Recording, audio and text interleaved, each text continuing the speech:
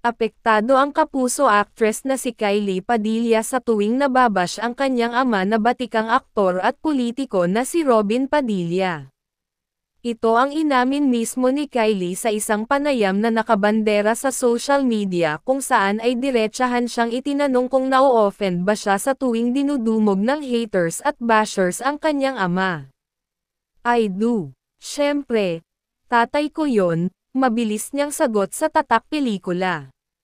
Patuloy ng aktres, "Before he became a politician, before he was an actor, he was my dad first, so syempre I do feel for my dad.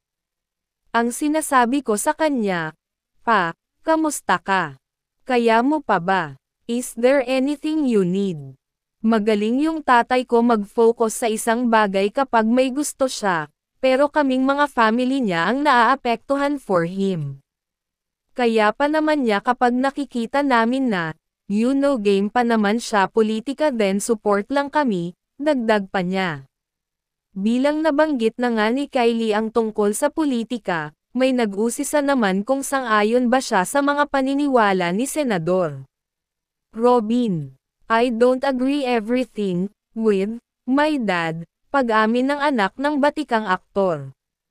Pero paliwanag niya, "But I know my dad kung saan siya nanggagaling and I'm sure naman na he knows himself, so kung ano man ang gusto niyang ipalaban na dapat for him."